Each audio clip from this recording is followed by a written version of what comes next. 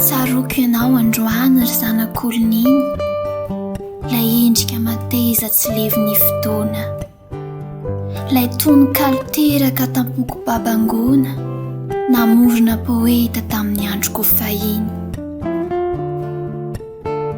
Tsaroko indrindra ianao ry lay mpanainga vetso, ry lay hatsarana tanazy sariteny, lay tsy mba nahalala ny dikan'izy ireny izay lasa ranomaso sy remavonjo sento.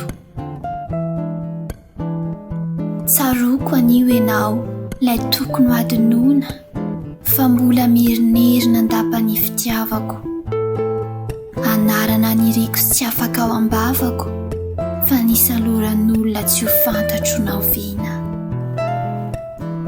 Mahatsiaro anao ariary elatriny aho, nisidina nalavitra ny taniko sy ny amiko, kanefa hatramin'izao tomboly anao ny olo-mamiko, ko mba mivilira sendra mivahiny, fa niandry anao ny akaniko.